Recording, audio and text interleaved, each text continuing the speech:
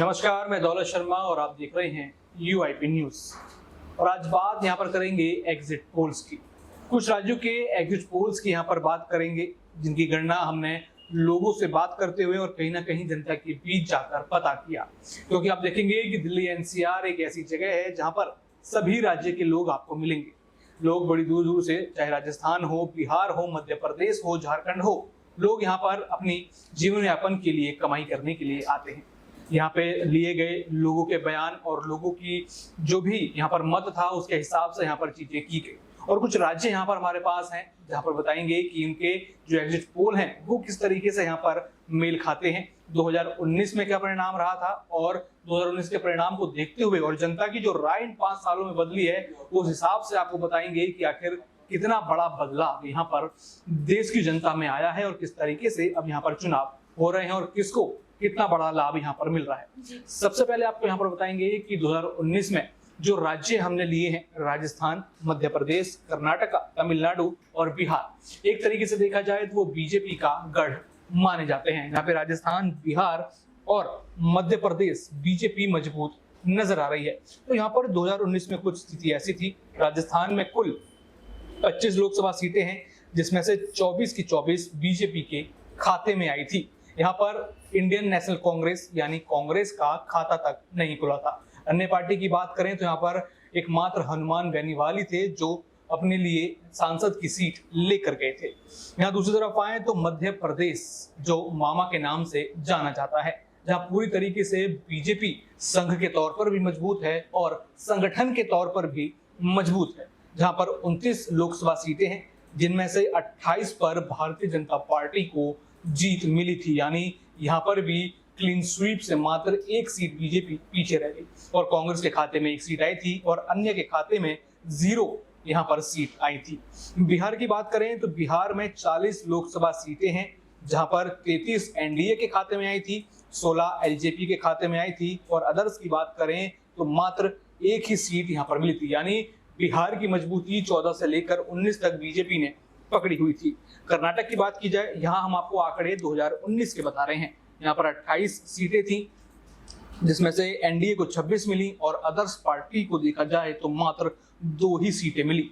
बात तमिलनाडु की करेंगे, जहां पर भारतीय जनता पार्टी इतनी मजबूत नहीं है, लेकिन अब 2024 में बीजेपी यहाँ मजबूत होती हुई दिखाई दे रही है। बीजेपी को यहाँ पर मात्र 1 सीट ही मिली थी, डीएमके को 38 सीटें मिली थी और अन्य का खाता यहाँ पर खाली रहा था। यहाँ पर हमारे साथी आंसू हमारे साथ हैं। सबसे पहले उनसे जानेंगे कि क्या जो ये 2019 का परिणाम था, क्या आपको लगता है कि यहाँ पर 24 में भी ऐसा हो पाएगा, या फिर ऐसी क्या वजह थी 2019 में कि यहाँ पर कहीं 25 सीटें हैं तो 24 बीजेपी के खाते में, 29 सीटें हैं तो 28 बीजेपी के खाते में। ऐसा क्या था 2019 में जो कहीं ना कहीं 24 में नजर नहीं आएगा, या फिर हम 24 के आंकड़े देखेंगे क्या विपरीत होंगे उनसे?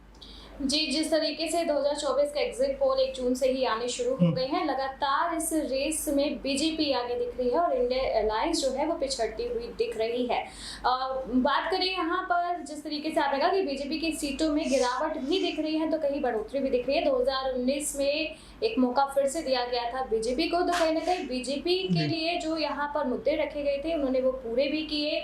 एक पर्टिकुलर बता दें कि एक कम्युनिटी पर फोकस रखते हुए जो बीजेपी ने अपना हिंदुत्व कुछ इस तरीके के मुद्दे रखे, उन सीटों पर वो बीजेपी जीतती हुई दिख रही है, जो अपना गढ़ यहाँ पर बनाना चाह रही थी। 5 स्टेट जो आपने कहा कि बीजेपी रूल करती है यहाँ पर, तो जिस तरीके के मुद्दे थे बीजेपी के, वो मुद्दे पूरे हुए हैं। बीजेपी का जो एग्जिट पोल में दिख रहे हैं कि बीजेपी आगे चल रही है सीटों से। 2019 में मौका मिला बीजेपी को, बीजेपी खरी उतरी। 2024 भी ऐसा लग रहा है कि शायद जनता उन्हें मौका देना चाह रही है। जो 400 पार की यहाँ बात हो रही है वो पूरी होती हुई दिखेगी। लगता है इस बार भी जनता की उम्मीदें बीजेपी से है कि हम इन्हें मौका दें, और जिस तरीके के एग्जिट पोल हैं ये बीजेपी को जिताते हुए दिख रहे हैं। यहाँ पर बात तो की है कि जनता मौका दोबारा देगी, लेकिन क्या जनता उतना बड़ा मौका देगी, उतनी सीटें देगी, उतनी बहुमत देगी? आइए सबसे पहले आपको 2024 की जो चीजें आई हैं, एग्जिट पोल आए हैं, वो बताते हैं। सबसे पहले आप ऊपर देखेंगे तो यहाँ पर राजस्थान, जहाँ पर 25 लोकसभा सीटें हैं, जहाँ बीजेपी अब 14 सीटें जीत रही है।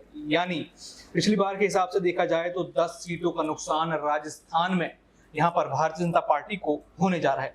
दूसरी तरफ इंडिया अलायंस, जो कि कई सारे दलों को बनकर एक गठबंधन बना है, वो 9 सीटें जीतता हुआ नजर आ रहा है। और अदर्स की बात करें तो उनके खाते में 2 सीटें नजर आ रही हैं। यानी बीजेपी को राजस्थान में बड़ा लॉस यहाँ पर मिला है। लेकिन इस लॉस की वजह बताई जा रही है वसुंधरा राजे जिस तरीके से नाराज थी, यहाँ पर अन्य बड़े नेता यहाँ पर विधानसभा चुनाव के समय नाराज थे, वो नाराजगी कहीं ना कहीं अब देखने को मिली है और सीधा घटकर बीजेपी 24 से 14 सीटों पर आती हुई नजर आ रही है।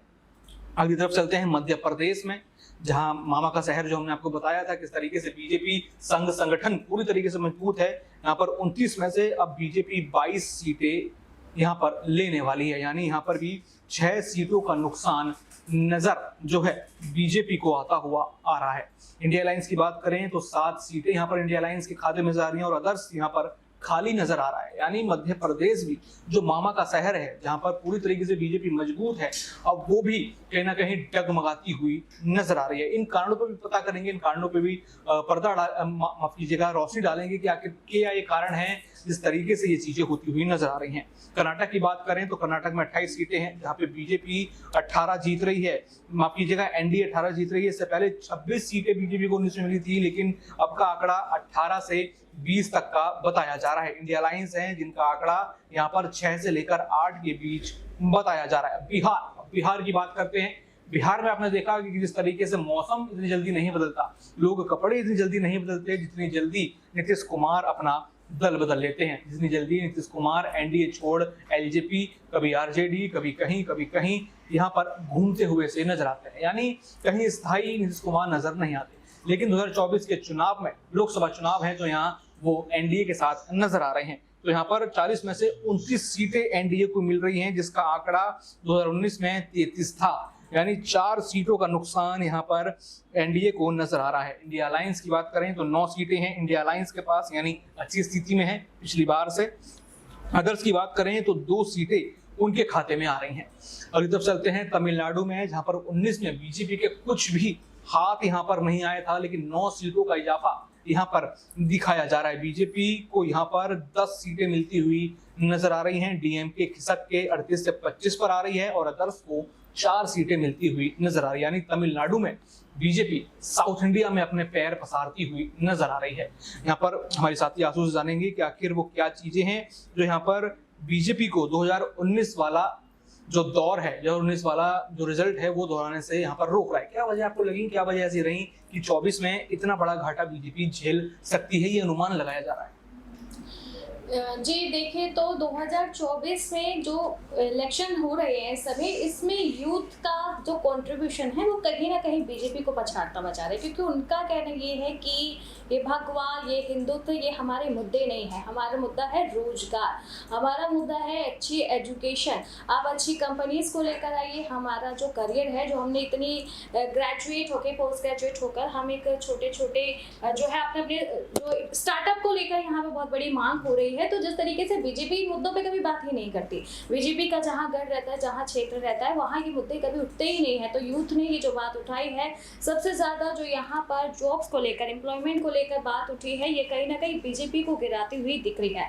आप दिल्ली की जनता से कभी यहाँ बात करें तो उनके मुद्दे वो होते हैं जो बीजेपी ने शायद कभी सपने में भी नहीं देखे होंगे, क्योंकि बीजेपी हिंदुत्व भगवा को लेकर ही जो अपनी सीटें आगे, जो अपने वोट बैंक को बढ़ा रहा है, वोट मिल रहे हैं। लेकिन अब जो यूथ है वो अपनी बात रखना सीख गया, उसे दिख रहा है कि भगवा से उनके ईएमआईज नहीं जाने वाले, उनका घर नहीं चलने वाला, घर चलेगा एक अच्छी जॉब से, अच्छी करियर से। और ये मुद्दे हैं जो बीजेपी ने कभी नहीं उठाए अपने इतने लंबे सफर में। कभी एम्प्लॉयमेंट की बात नहीं, बस बोले गए कि इतनी जॉब्स मिलेंगी, जॉब्स के पेपर ही अगले दिन लीक हो जाते हैं। पेपर लीक के इतने मामले उठे हैं इस बार कि यही जो मेन पॉइंट रहे, जो बीजेपी ने कभी उठाना जरूरी ही नहीं समझा।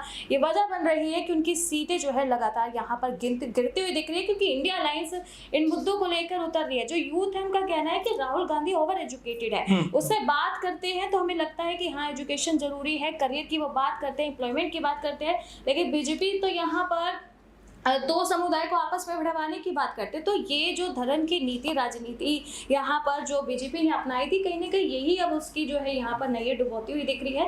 यही बड़ी वजह है कि बीजेपी अपनी सीटें जो है यहाँ पर खोती हुई दिख रही है, क्योंकि एम्प्लॉयमेंट कभी उसने सोचा ही नहीं, उसने कभी सोचा ही नहीं कि एजुकेशन का एक लेवल भी होना चाहिए। इनके जो यहाँ पर मिनिस्ट्री बनी एजुकेशन की जब बनी, तो जब वहाँ पर ट्वीट किया गया तो ट्वीट में इतनी गलती थी कि एजुकेशन मिनिस्टर को जब इंग्लिश सही से नहीं आती तो उसे ये मिनिस्ट्री दी कैसे। तो यहाँ पर ये बड़े मुद्दे बने हैं कि बीजेपी की जो सीटों में जो आप डाउनफॉल देख रहे हैं, ये यही है कि एम्प्लॉयमेंट को कभी नहीं देखा उन्होंने। बिल्कुल, यहाँ पर कहीं ना कहीं बीजेपी का डाउनफॉल 19 से लेकर यहाँ पर 24 के बीच में आता हुआ दिखाई दे रहा है। और ये जो बीजेपी के गढ़ थे, बिहार, मध्य प्रदेश, राजस्थान, इसमें बीजेपी को 10 से 16 सीटें यानी बड़ा नुकसान होता हुआ नजर आ रहा है। अब ये देखना होगा जो एग्जिट पोल सामने आए हैं, जो जनता की राय सामने आई है, ये कितनी सटीक बैठती है, या फिर जिस तरीके से कांग्रेस आरोप लगा रही है कि जो एग्जिट पोल है वो गोदी पोल है, यानी पूरी तरीके से फर्जी यहाँ पर बताए जा रहे हैं। कितना फर्जी होगा या फिर किस तरीके से चीजें होंगी, यहाँ पर ये जानना होगा। 4 जून को यहाँ पर सब साफ हो जाएगा कि आखिर किस तरीके से बीजेपी 400 पार करती नजर आ रही है, या फिर इंडिया अलायंस जो नारा राहुल गांधी ने दिया है कि 295 सीटें यानी पूर्ण बहुमत जो है इंडिया अलायंस को मिलता हुआ नजर आ रहा है। हालांकि देखा जाए जिस तरीके से बीजेपी की गढ़ों पर वार यहाँ पर कांग्रेस करती हुई नजर आ रही है, जिस तरीके से यहाँ पर उत्तर प्रदेश में भी आप देखेंगे कि यहाँ पर चीजें गड़बड़ होती हुई नजर आ रही हैं, वो कहीं ना कहीं दिखाएगा 4 जून को जो रिजल्ट आएगा वो इफेक्ट करता हुआ नजर भी आएगा। बाकी और भी ऐसी चर्चाएं देखने के लिए देखते रहिए UIP न्यूज। धन्यवाद।